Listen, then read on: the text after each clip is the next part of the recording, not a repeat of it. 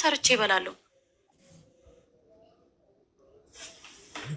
ከዛ በጋብቻ ላይ ጋብቻ ነበረ የከሰትኩት። በጋብቻ ላይ ጋብቻ ደግሞ 6 ወር ያሳስራል። በጋብቻ ላይ ጋብቻ 6 ወር ያሳስራል። ላይ ነው 6 ወር ያሳስራል። ከዛ ፍርድ ቤት ያዋና የመጨረሻ ቀን ቀጠሮ ደረሰ። እንትን ነው በ3ኛው ቀን ቀጠሩን። በ3ኛው ቀን ስንሄድ በ3ኛው ቀን አሁንም የምትሰጠው እኔ ማደር እፈልጋለሁ፣ እሷም ስደር። በቃ እንደዛ ከሆነ እኔ አልፈልግም፣ ፍቼን እፈልጋለሁ ስል እኔ እፈታሻለሁ፣ እኔ እፈታዋለሁ አልኩት። እሱ አልፈታሽም ሲለኝ እኔ እፈታሃለሁ። አንቺ ስትፈጪ ደግሞ ምንም ነገር አታገኝም። የፈለገ ነገርም ቢኖርሽ ማለት ነው ምንም አታገኝም።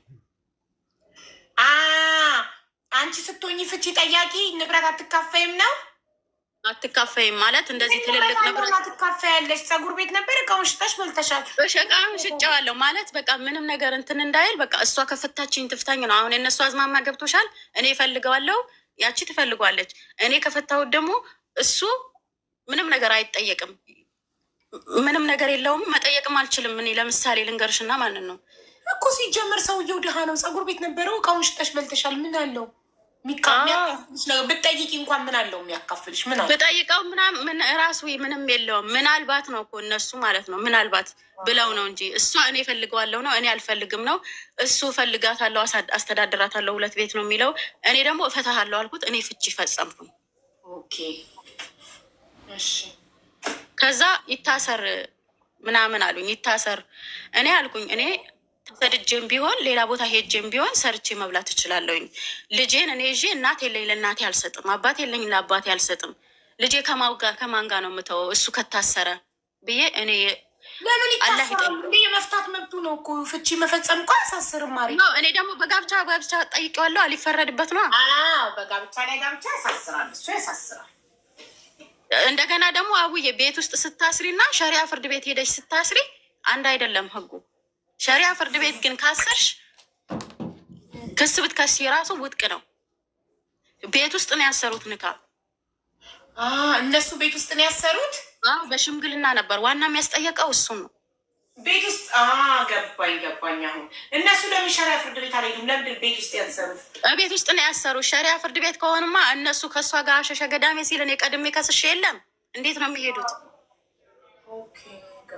መሄድ አይችሉም። ቢሄዱም ክሳቸው እንትን ቢያስሩ ራሱ ውድቅ ነው የሚሆንባቸው። እኔ ቀድሜ ከስሽ የሚታሰረውን ሸሪያ ፍርድ ቤት ያጸድቀዋል? አያጸድቀውም። ሸሪያ ፍርድ ቤት አሁን ቤት ውስጥ ራሱ በሽምግልና ሽማግሌ ልከሽ ሲታሰርልሽ እንደገና ያንን ወረቀት ሽማግሌ የሰጠሽ ወረቀት ሄደሽ ሸሪያ ፍርድ ቤት እንደገና ታስሪያለሽ። አሁን ላይ ራሱ እንደዛ ነው እና ተፈታን። ቤት እቃ ነበረኝ እንዳለ ሸጥኩት። እንዳለ ሸጬ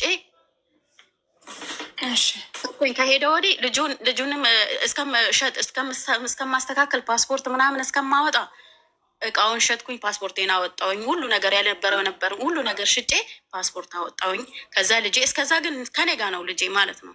ውሰድልኝ ብየዋለሁ። የቤት ዕቃሽን ሽጠሽ?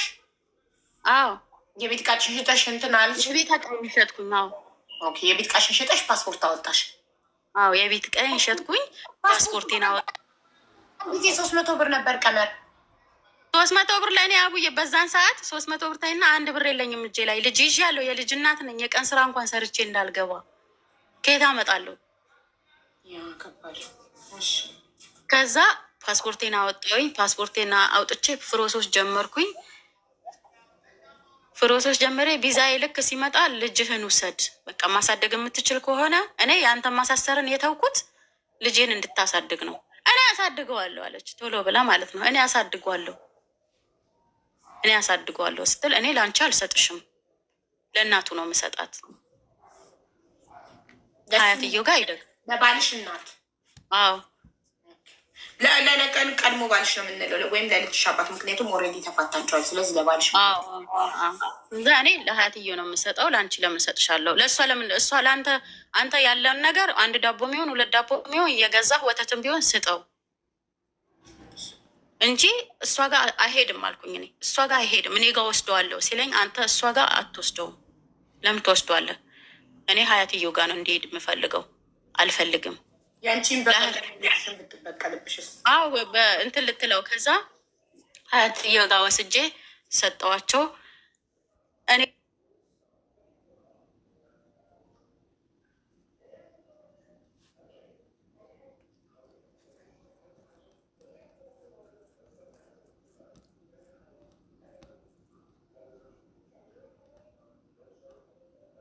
ታቂም ልከሽ አታቂ ለልጄ የማገኘው በጎረቤት ሰው ነው አቡዬ። ከሱ ማውራትም አልፈልግም፣ መገናኘትም አልፈልግም። የእሱ እናት ስልክ የላት፣ የእሱ እናት ስልክ የላትም። ኦኬ። ስለዚህ የምታገኘው ልጅሽን በጎረቤት ስልክ ነው። ገንዘብስ የምትልኪው በማን ነው?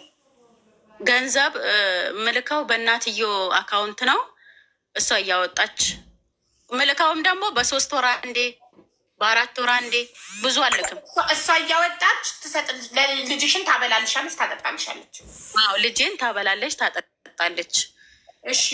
በተረፈ ጠራቅሚ ውስጥ ገንዘብሽን ማን ጋር ነው? ገንዘቤማ ወንድሜ ያላላልኩሽ ወንድሜ አካውንት ከፍቼለት በወንድሜ ነበር የማስቀምጠው። ከዛ እንደውም ሳልመለስ አቋርጬ አለፍኩኝ። ሳልመለስ እንደውም ኮንዶሚኒየም ተመዘገብኩኝና ቁጠባ በቃ ልቆጥብ፣ ወጣልኝም ወጣልኝ፣ ካልወጣልኝም እንደ ሁኔታው ብዬ ኮንዶሚኒየም መቆጠብ ጀመርኩኝ።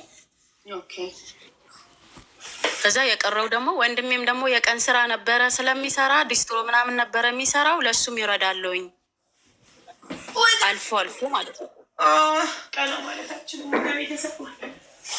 ከዛ እያለ ቀጠለ።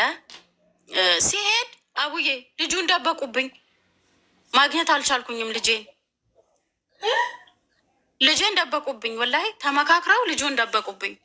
ብታያትም እንደውም ልጁን ደግሞ መክረውት ማለት ነው። እናትህ HIV ስላለበት ታጋብሃለች፣ ሰላም እንዳትላት።